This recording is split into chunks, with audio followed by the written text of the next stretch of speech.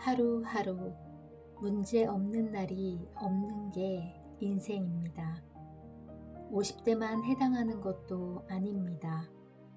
10대부터 90대까지 문제 없는 사람은 단 한 사람도 없습니다. 우리의 삶은 단 한순간도 실체가 아닌 게 없습니다. 말로만 되는 삶은 단 한순간도 없습니다. 그래서 누구에게나 삶이 쉽지 않습니다. 쉽지 않은 삶을 행복하고 만족스럽게 만드는 건 말이 아니라 행동에 있습니다. 100마디 말보다 한 가지 실천이 성과를 만들기 때문입니다.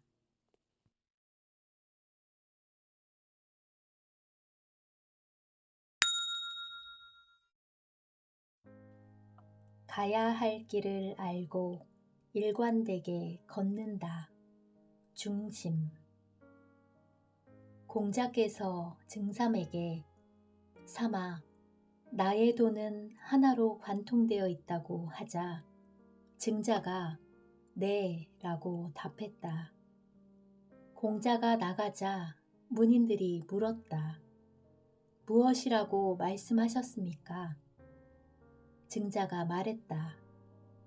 선생님의 돈은 충서일 뿐이다. 이른이 넘은 공자가 자신의 삶을 이렇게 요약했습니다. 나의 길은 하나로 꿰어져 있다. 나는 일관된 길을 걸어왔다. 세상의 흐름에 흔들리지 않고 내가 가야 할 그 길을 지금까지 일관되게 걸어왔다. 그것을 단 두 글자로 요약한다면 바로 충과 서다. 공자는 자신의 인생을 관통하는 일관된 도를 충과 서로 요약했습니다.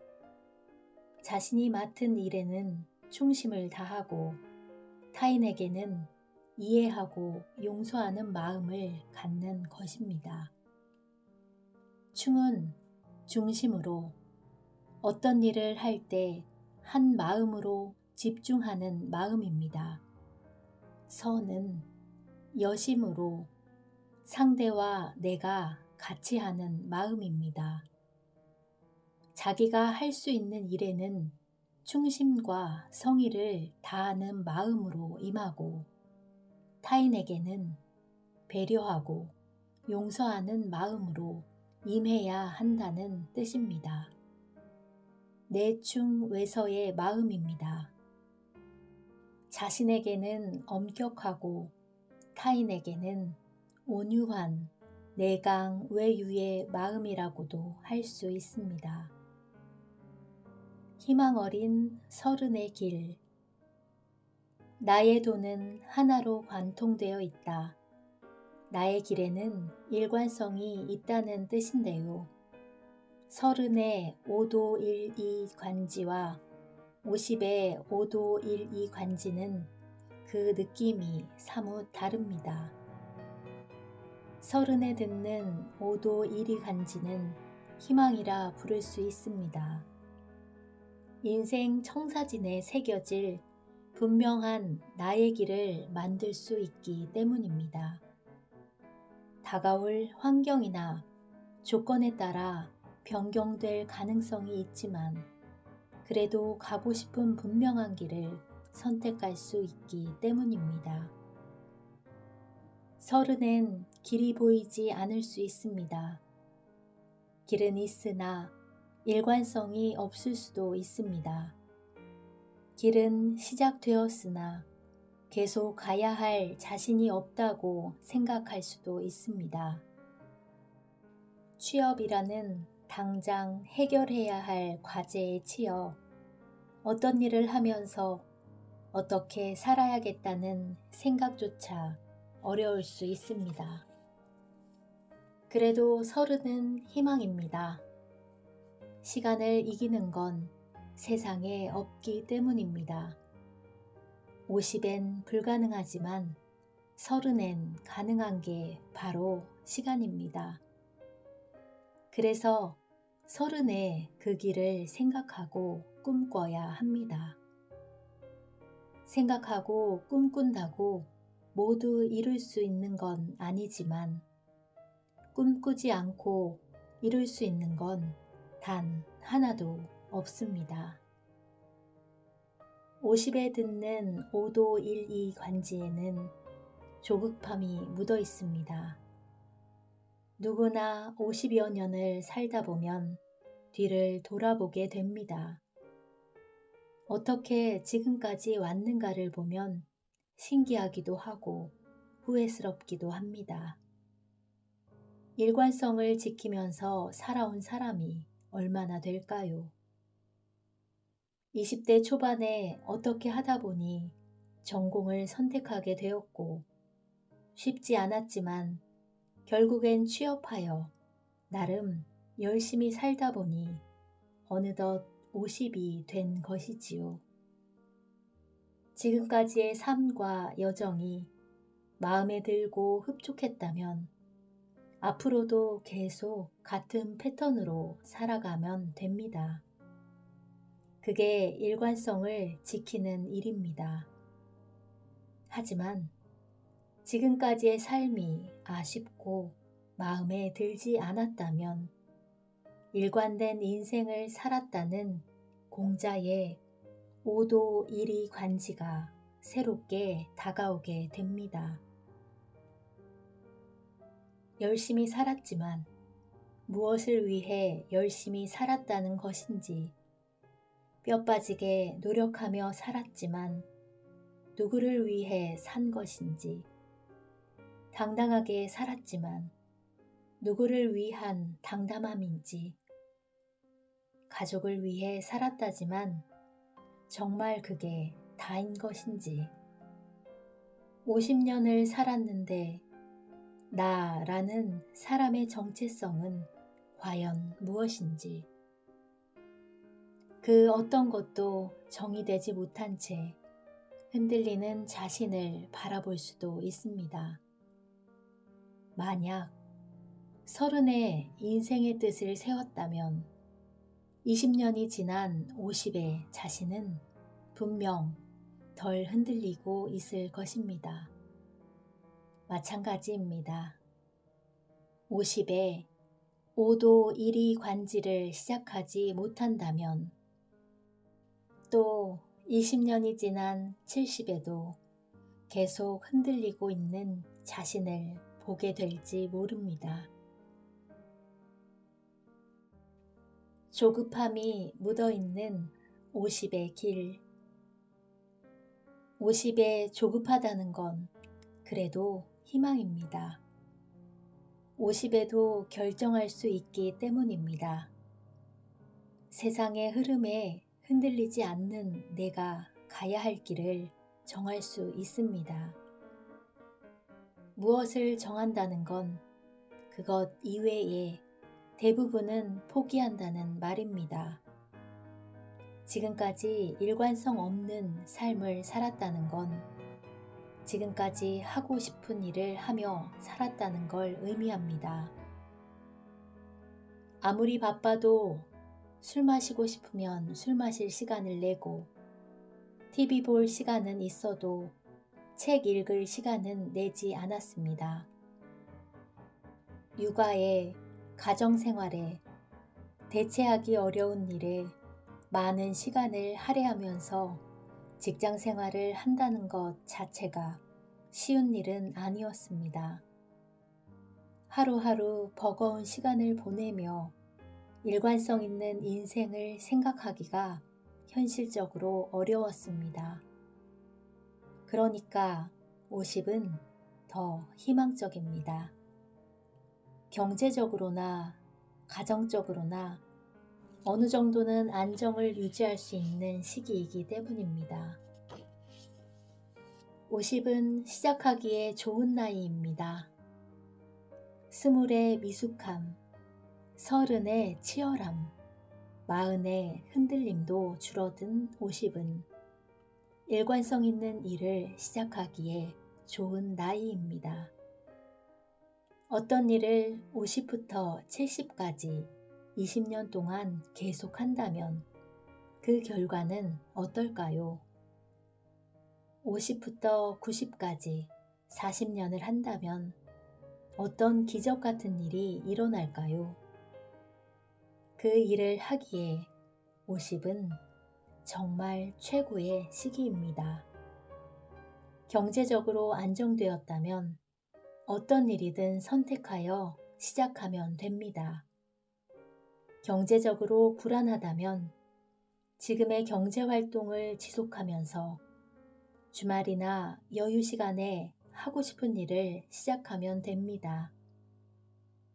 물론 주업 때문에 속도가 나지 않을 수 있지만 큰 문제가 되지 않습니다. 앞으로 20년 혹은 40년 동안 할 일이기 때문에 초기에 조금 덜 집중해도 큰 문제는 없습니다.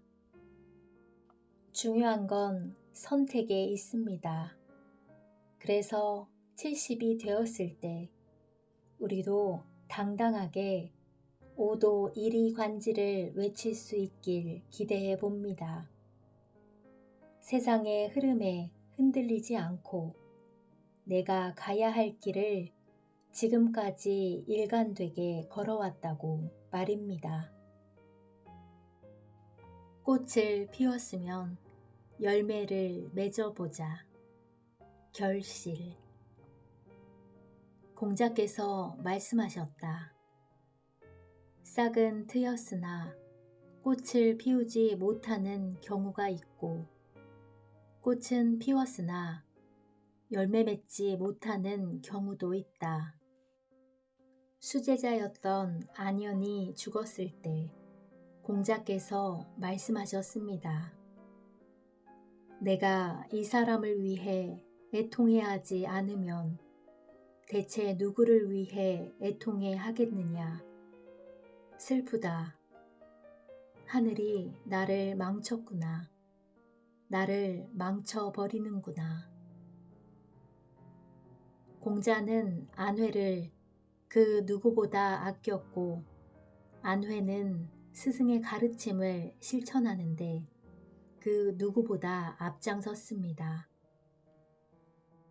공자는 안회를 가리켜 나는 그가 나아가는 것은 보았어도 그가 멈춘 것은 보지 못했다.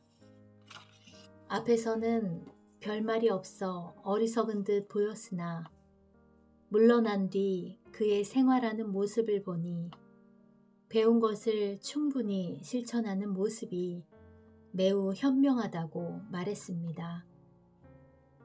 제자 중에 배우기를 가장 좋아했던 이도 안회였고 가장 어진 제자도 안회였습니다.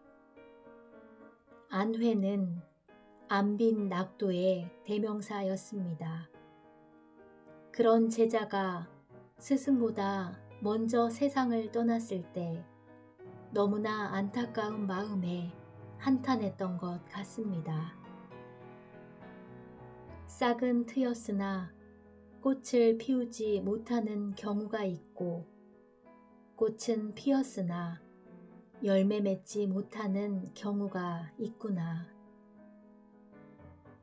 어려서 총명했으나 커서 눈에 띄지 않는 경우가 있습니다.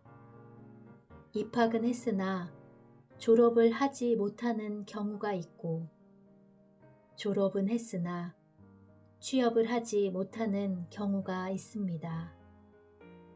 취업은 했으나 승진을 하지 못하는 경우가 있고 승진은 했으나 임원이 되지 못하는 경우가 있습니다.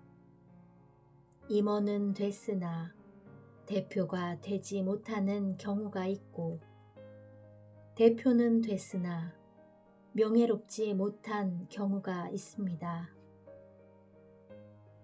사업은 시작했으나 5년을 넘기지 못하는 수가 있고 5년은 넘겼으나 손해를 보는 수가 있습니다.